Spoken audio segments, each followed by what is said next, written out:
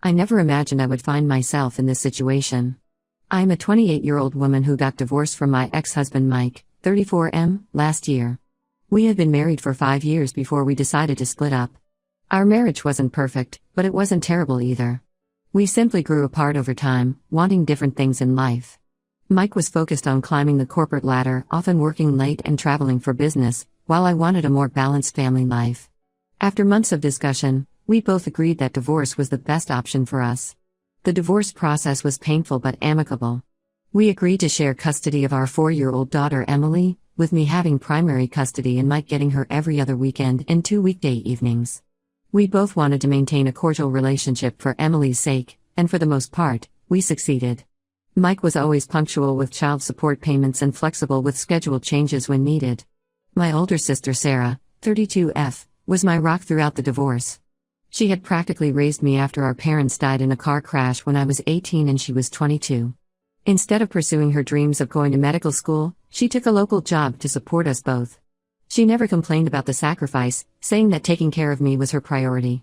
Over the years, our bond grew stronger, and she became more than just a sister. She was my best friend, confidant, and the only real parent figure I had left. Sarah never married or had kids of her own, always saying she was focused on her career in pharmaceutical sales. During my marriage, she was a constant presence in our lives. She would babysit Emily whenever Mike and I needed a date night, take her to the park on weekends, and was always there for school events. Emily adored her Aunt Sarah, and I was grateful that my daughter had such a loving aunt in her life. Last month, I started noticing changes in Sarah's behavior. She began canceling our weekly sister dinners, which had been our tradition since I was in college. At first, her excuses seemed reasonable: late meetings, client dinners, or being too tired from work. But then she started missing our Sunday brunches too, which she had never done before, even when she was sick. I tried not to read too much into it, assuming she was just going through a busy period at work. But then Emily started saying things that didn't add up. She mentioned having dinner with Aunt Sarah at Daddy's house and going to the movies with them. When I asked Sarah about these outings, she would brush it off, saying she was just helping Mike with childcare when he was busy. The truth came out in the most unexpected way. Last Tuesday, I had an emergency at work. A major presentation got rescheduled and I needed to stay late to prepare. I called Mike and asked if I could drop Emily off a few hours earlier than our usual Wednesday evening handoff. He agreed, sounding slightly hesitant but not saying no. When I arrived at Mike's house, I used my old key, which we kept for emergencies involving Emily, to let myself in. The scene I walked into felt like a punch to the gut. Sarah and Mike were sitting at the dining table, candles lit, wine glasses half empty, and what looked like the remains of a romantic dinner for two. Emily was nowhere in sight. I later learned she was already asleep upstairs. They both froze when they saw me. Sarah jumped up from her chair, knocking over her wine glass in the process.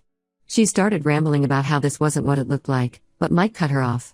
In a calm voice that made everything worse, he admitted that they had been dating for the past 6 months. He said they hadn't planned for it to happen, but they had fallen in love and were tired of hiding it. As I stood there, pieces started falling into place. The missed dinners, the mysterious outings with Emily, the way Sarah would change the subject whenever I mentioned Mike. My sister, who had held me while I cried over my failed marriage, who had helped me pack up my wedding photos, who had promised me I would find someone better than Mike, she had been secretly dating him all this time. Emily's strange comments over the past months suddenly made sense too. She had mentioned having special family dinners at Daddy's house but wouldn't tell me more because it was a secret. My own daughter had been coached to lie to me, caught between her aunt's deception and her loyalty to me. When I finally found my voice, I asked how long this had really been going on. Sarah swore it only started after the divorce was finalized, but something in her eyes made me doubt her. She kept saying they wanted to tell me but were waiting for the right time. Mike added that they didn't want to hurt me and thought keeping it quiet was better until they were sure about their relationship. I left that night feeling like my whole world had been turned upside down. Over the next few days, Sarah bombarded me with calls and texts, begging me to talk to her. She showed up at my workplace, trying to explain herself, saying she never meant for any of this to happen. But how do you accidentally date your sister's ex-husband for 6 months? How do you accidentally lie to your sister's face repeatedly? The situation got even worse when our extended family found out. Our Aunt Carol, who had stepped in as a mother figure after our parents died, called me and said I was being childish. She reminded me that I was the one who wanted the divorce, so I had no right to be upset about Mike moving on. Our cousins started sharing social media posts about toxic siblings and letting go of the past, clearly aimed at me.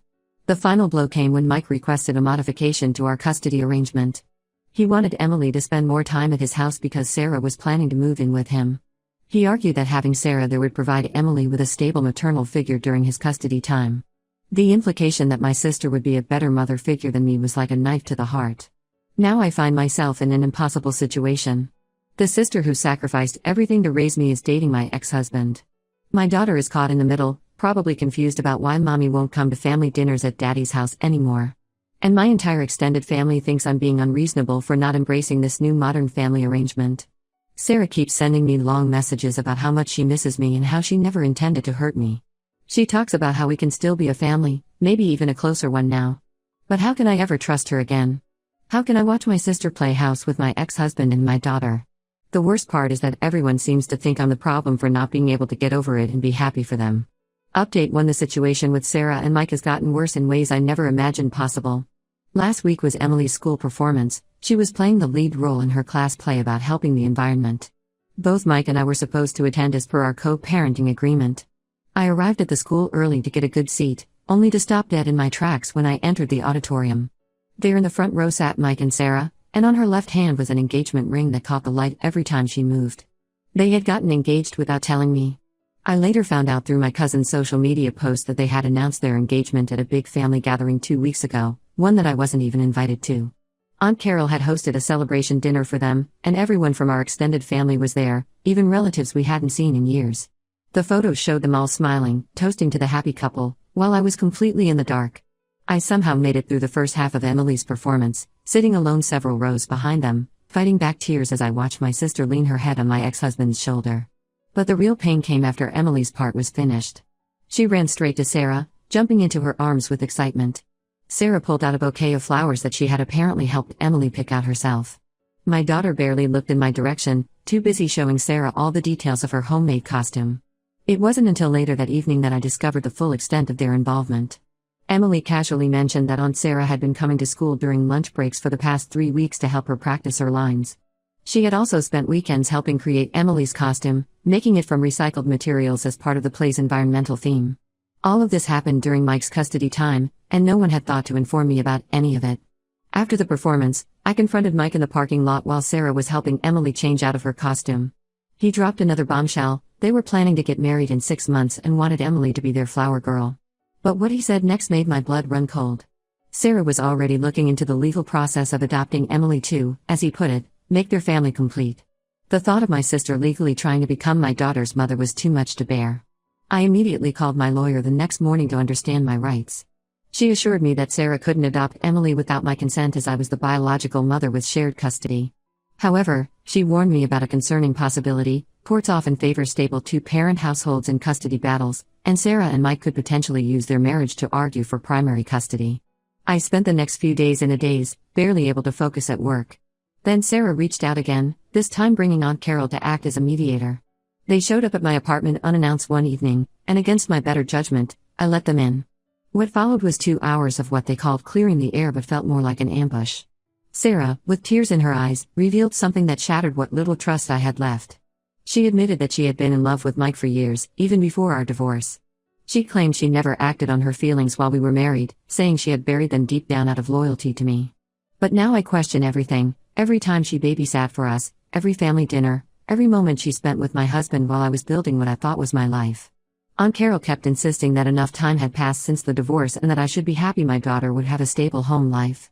She talked about how Sarah had put her life on hold to raise me after our parents died, and how she deserved a chance at happiness too. When I pointed out the betrayal of trust, Carol dismissed it as childish thinking and said that in a few years, I would look back and realize I was overreacting. The conversation ended when Sarah started talking about their wedding plans. She had the audacity to ask me to be her maid of honor, saying it would help Emily see that we're all still family. I asked them both to leave and haven't spoken to either of them since. Later that night, my cousin Lisa called to tell me that Sarah had been sharing her side of the story with the entire family. She had painted herself as the selfless aunt who had sacrificed everything for her ungrateful sister, and who had finally found love only to have that sister try to ruin her happiness. According to Lisa, most of the family was sympathetic to Sarah's version of events, seeing her as the victim of my inability to move on.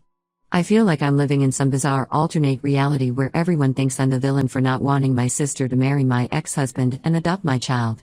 The sister who raised me, who I trusted more than anyone in the world, not only betrayed me but is now trying to take my place in my daughter's life. And somehow, I'm the one who's being unreasonable. Update 2 yesterday, something happened that changed everything I thought I knew about Mike and Sarah's relationship. Emily and I were going through old photos to make a scrapbook for her school project. As we flipped through the pictures on her tablet, she showed me photos I had never seen before, pictures from a beach trip that I knew nothing about. The photos showed Sarah, Mike, and Emily building sandcastles and having a picnic on what Emily said was a special family day from last summer. The timing hit me like a truck. Last summer, Mike and I were still finalizing our divorce. He had told me he was taking Emily to visit his parents that weekend, but apparently, that was a lie. These photos proved that Sarah and Mike had been lying about when their relationship started. They weren't together for just 6 months like they claimed, they had been sneaking around while Mike and I were still legally married. After Emily went to bed, I dug deeper. I found more evidence of their deception on my cousin's old social media posts. There were photos of Sarah at places Mike had visited for business trips during the last months of our marriage. In one photo, she was at a restaurant in Boston where Mike had a corporate meeting. In another, she was sightseeing in Chicago during the same week Mike had a business conference there. But the betrayal went even deeper. Through a mutual friend who works at Mike's law firm, I discovered that Sarah had been actively helping Mike build a case against me for primary custody. She had been keeping a detailed log of every time I was late for pickup, every time I had to change plans because of work, and every time I asked for schedule adjustments. She even documented times when Emily mentioned missing her dad during my custody time. What made me feel physically sick was finding out that Sarah had been attending meetings with Mike's lawyer, providing information about my parenting habits and work schedule. She used her position as my sister to gather ammunition against me. All those times she offered to help with Emily so I could work late or handle emergencies, she was documenting everything to use against me later. The most heartbreaking revelation came from Emily herself. During breakfast this morning, she innocently mentioned something that made my heart stop. She told me that Sarah and Mike had been telling her they would be her real family soon. They had been saying things like when we're all living together and Sarah becomes your new mommy. They had been preparing my daughter for a future where I would have limited access to her, all while pretending to support our current co-parenting arrangement. I confronted Mike about this over the phone, and his response was telling. Instead of denying it, he defended their actions, saying they were just trying to prepare Emily for their new family dynamic. He claimed they were doing what was best for Emily by providing her with a stable 2-parent household. When I brought up their lies about the timeline of their relationship, he brushed it off, saying the past didn't matter anymore. Sarah tried to reach out after my call with Mike, sending a long text message about how she could explain everything. She claimed the beach trip was innocent, that nothing happened between them until after the divorce was final. But how could I believe anything she said anymore?